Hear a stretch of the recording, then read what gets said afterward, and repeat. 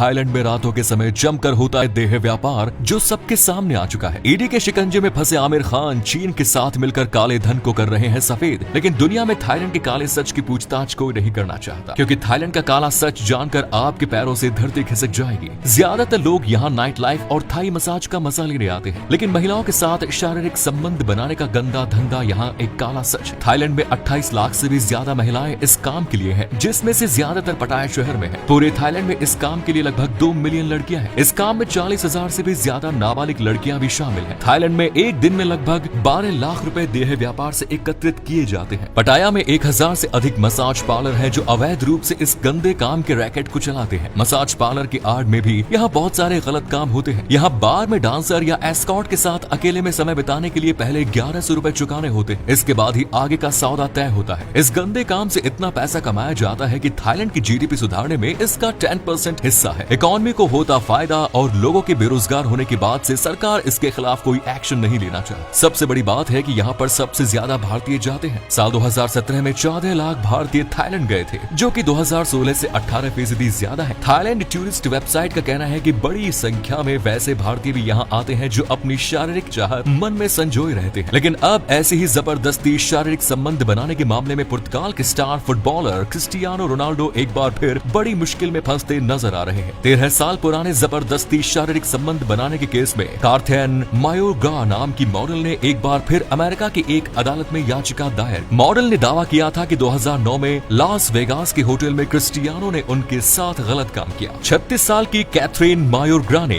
काफी समय पहले ही रोनाल्डो पर उनके साथ गंदा काम करने का आरोप लगाया था। इसके बाद ये मामला लंबे वक्त तक कोर्ट में चला। हाल ही में अमेरिका की एक अदालत ने क्रिस्टियानो रोनाल्डो को इस मामले में बरी कर दिया। कनाडा से सिर्फ 5000 रुपए लेकर आई नोरा फतेही आज जमकर पैसा उड़ा रही है। नोरा अपने कपड़ों पर जमकर पैसा बहाती है। उसकी एक ड्रेस 14 लाख रुपए की है, जो कि लग्जरी ब्रांड वर्साचे की है। इतना ही नहीं, उसकी शिमरिंग पार्टी ड्रेस की कीमत 3 लाख रुपए है। इसके अलावा नोरा अपना पैसा एक्सपेंसिव हैंडबैग्स में भी उड़ाती है। नोरा ने अपना पैसा महंगी कारों में भी जमकर उड़ाया है। इनके पास 62 लाख रुपए की BMW 520D और 37 लाख रुपए की मर्सिडीज बेंज CLA 200D से लेकर 9 लाख रुपए की फॉक्सवैगन पोलो जैसी गाड़ियां भी है। नोरा मुंबई में एक भोग विलास अपार्टमेंट में रह रही है। इस घर की कीमत लगभग 50 करोड़ रुपए है। हाल ही में एक बार फिर से नोरा ने अपना एक वीडियो अपने इंस्टाग्राम अकाउंट पर शेयर किया, जिसमें उन्होंने आउटफिट को मैच करते हुए ड्रेस के साथ हील्स कैरी की है। नोरा के इन हील्स की कीमत 87,000 है। नोरा फतेही की ये हील्स क्रिश्चियन लुबोटिन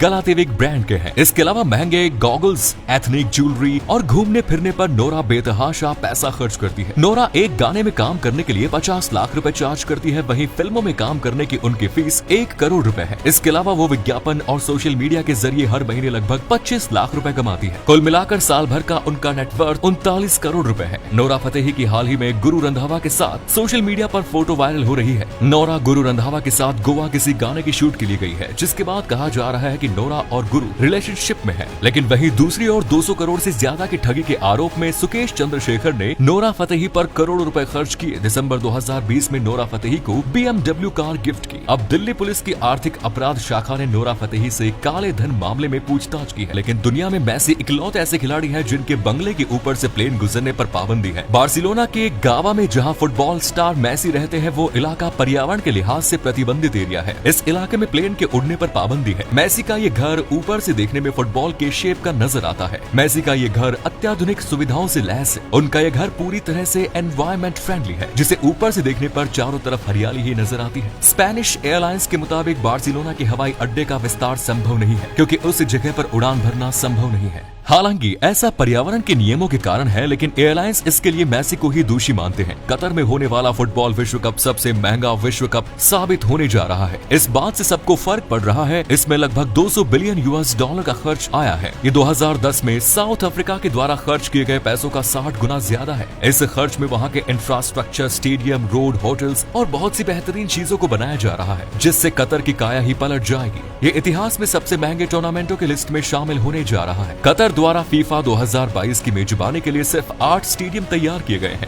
जो हाल के वर्षों में विश्व कप के लिए सबसे कम है। इनमें से अभी तक सिर्फ एक को पूरी तरह से अपडेट किया गया था। इससे पहले 1978 में अर्जेंटीना केवल 6 स्टेडियमों के साथ फीफा विश्व कप की मेजबानी करने वाला पहला देश था। कतर देश में आने वाले दर्शकों की संख्या सबसे अधिक होगी, जो कि पिछले विश्व कप के रिकॉर्ड को तोड़ सकता है, लेकिन कतर इससे पहले ही जीरो से हीरो बनकर एक रिकॉर्ड तोड़ चुका है। कतर में चारों तरफ रेत ही रेत था, लेकिन अचानक ऐसा क्या हुआ जिसके बाद कतर दुनिया के सबसे अमीर शहरों की लिस्ट में आकर खड़ा हो गया। 1970 में कतर में नॉर्थ फील्ड नाम की दुनिया की सबसे बड़ी नेचुरल गैस की खदान को खोज लिया गया था, लेकिन इसके बावजूद भी कतर को पैसा नहीं मिला, क्योंकि गैस को बनाने के बाद उसे दूसरे देशों में भेजने के लिए लंबी लंबी लाइनें बिछानी पड़ती है, जो कि कतर के लिए मुमकिन नहीं था। लेकिन 1995 में हमाद बिन खलीफा ऐसी टेक्नोलॉजी को यूज किया जिसके बाद कतर में पैसों की बारिश होने लगी। उसने गैस को लिक्विड फॉर्म में बदलकर दूसरे देशों में पहुंचाना शुरू कर दिया, जिसके बाद कतर माला माल हो गया। अब ये इतना अमीर देश बन चुका है कि यहाँ पर कैपिटा इनकम $1,28,000 है, जो कि अमेरिका, सिंगापुर और यूए से भी अधिक है। हाल ही में ईडी में आमिर खान के खिलाफ काले धन की शिकायत दर्ज की गई है। ऐसा बताया जा रहा है कि सिर्फ ब्लैक मनी को व्हाइट मनी बनाने के लिए आमिर खान की फिल्में चीन में रिलीज की जा रही है और वहां पर हाउसफुल का बोर्ड लगाकर काले धंधे को चलाया जा रहा है। ये सवाल इसलिए उठाए जा रहे हैं क्योंकि जो फिल्म आमिर खान के इंडिया में फ्लॉप हो रही है, वो चीन में भला कैसे सुपर डुपर हिट हो रही है। सीक्रेट सुपरस्टार इंडिया में 70 करोड़ भी नहीं कमा पाई, लेकिन चीन में 750 करोड़ कमा लिए। दंगल ने आखिर कैसे 1300 करोड़ रुपए का बिजनेस चीन में किया? इन सब की जांच के लिए ईडी से सिफारिश की गई है, क्योंकि साउथ की फिल्म बाहुबली इंडिया में सुपर हिट होने के बावजूद भी चीन में सुपर डुपर फ्लॉप रही। अगर चीन के लोगों को इंडिया की फिल्में इतनी पसंद आ रही है, तो जो इंडिया में हिट हो रही है वो फिल्में चीन में क्यों नहीं चल रही? आमिर खान के माथे पर हिंदू भावनाओं को भड़काने का काला धब्बा लगा हुआ है। असल में आमिर खान को बायकॉट करने की शुरुआत उनकी फिल्म पीके से शुरू हुई थी। आमिर को बायकॉट करने का एक रीजन है कि उन्होंने अपनी फिल्म की शूटिंग तुर्की में की थी, लेकिन तुर्की को भारत का चीन के बाद सबसे बड़ा दुश्मन माना जाता है। इसके अलावा आमिर खान ने भारत में असहिष्णुता के लगातार बढ़ने और अपने परिवार को सेफ ना फील होने जैसे बयान भी दिए। लेकिन इंडिया में फ्लॉप होने के बाद आमिर खान की फिल्म लाल सिंह चड्ढा चीन में रिलीज हो चुकी है। फिल्म मेकर्स को चीन में 500 से 600 करोड़ रुपए की कमाई की उम्मीद। ऐसा इसलिए क्योंकि चीन में आमिर खान की फैन फॉलोइंग जबरदस्त है। फिल्म के प्रमोशन के लिए आमिर ने सुपरस्टार जैकी चैन के साथ साथ वहाँ के दूसरे सेलिब्रिटीज के साथ भी वो कनेक्शन में लगातार बने हुए हैं। चीन में आमिर खान की इस फिल्म के लिए स्पेशल स्क्रीनिंग भी रखी गई, जिसमें वहाँ के बड़े बड़े क्रिटिक्स, फिल्म मेकर्स, सेलिब्रिटीज भी शामिल हुए। उन्होंने फिल्म को बहुत ही बेहतर बताया और कुछ ने तो 5 स्टार रेटिंग भी दी। फिल्म का प्रमोशन इतना जबरदस्त तरीके से किया गया है कि वहाँ के कई बड़े हॉल्स में फिल्म की 90% सीटें बिक चुकी है।